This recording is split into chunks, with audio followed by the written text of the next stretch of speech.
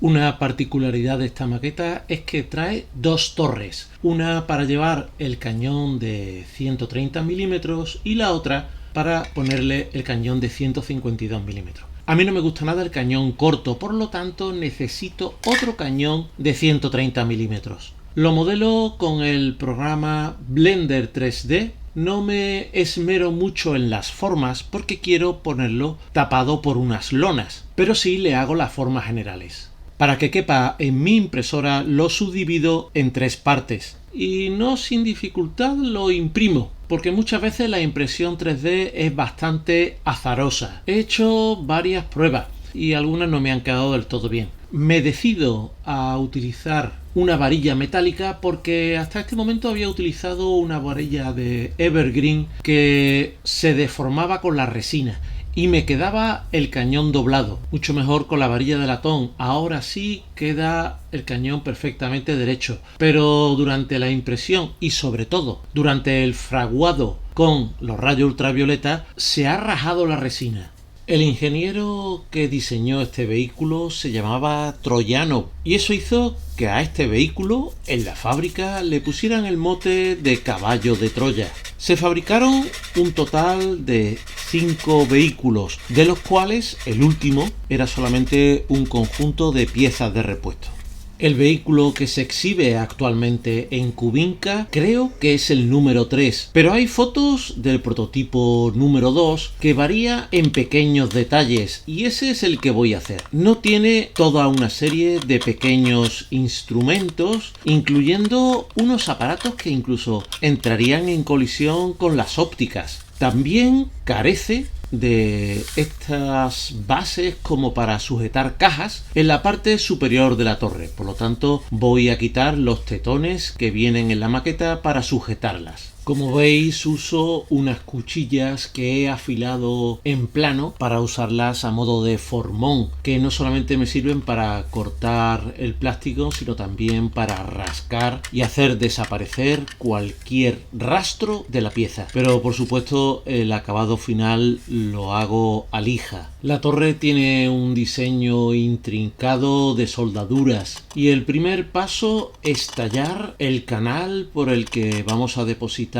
la masilla. Lo mejor es ir poco a poco repasando la zona con el máximo cuidado. En este caso utilizo una herramienta que he hecho yo mismo, una especie como de formón a base de haber lijado una cuchilla vieja en perpendicular. Pero también podemos utilizar un cortador de metacrilato. En algún momento la forma del canal habrá que retocarla con una cuchilla, pero si hay suerte únicamente necesitaremos esta especie de formón. Una vez hecho, podemos limpiar el canal con algo de pegamento, que no solamente lo limpia, sino que también genera una superficie lisa que nos vendrá bien para la adhesión de la masilla.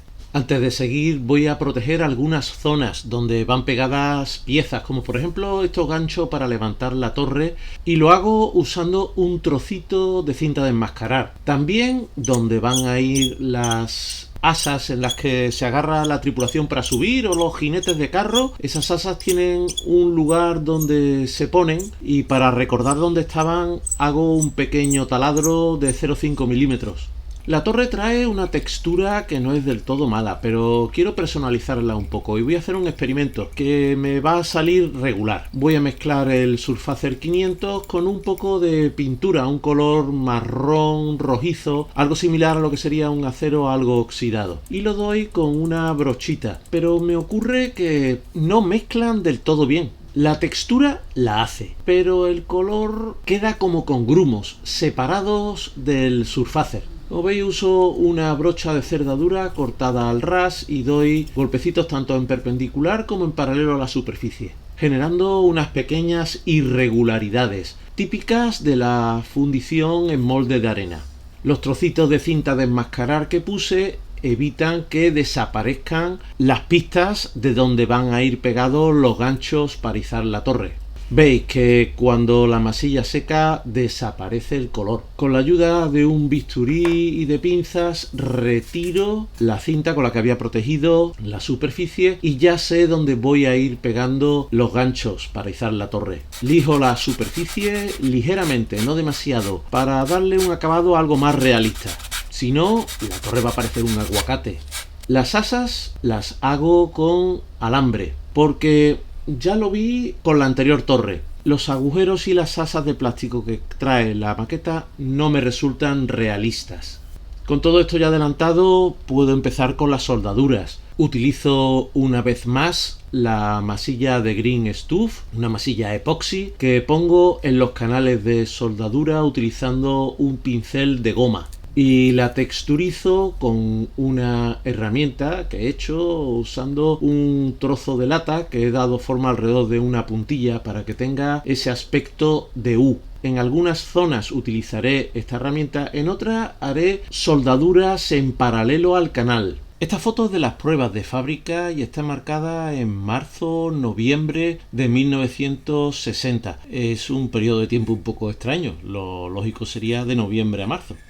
Cosas raras. Y me sirve para ver desde dónde hasta dónde van las lonas puestas en el cañón. En la parte delantera llega hasta cubrir el extractor de humos y está cinchada con correas. Y en la parte del mantelete incluye gran parte de este. Todavía tengo que investigar cómo va sujeto en esta zona, pero hay toda una línea de aros para sujetarlo. Quizás observando las lonas de los manteletes, de los T10, de los Stalin 3 o incluso de los T54 iniciales pueda ver cómo van. Me gustaría que estuviesen sujetos con correas. Espolvoreo algo de polvos talco sobre una superficie plana, por ejemplo un cristal, y pongo la masilla verde, una masilla de dos componentes tipo epoxi, para aplanarla con un objeto cilíndrico, en este caso un viejo rotulador, que también estará algo lleno de talco. Lo voy aplastando hasta conseguir una lámina uniforme. Para hacer la pieza de tela circular utilizo un sacabocados del diámetro necesario, pero también se podría haber cortado con una cuchilla y una plantilla de círculos. Adapto esa forma al extremo del cañón empleando un pincel de silicona, en este caso de forma cónica. Vuelvo a usar el mismo pincel para adaptar el resto de la tela. En este caso es una pieza de forma rectangular de 65 por 25 milímetros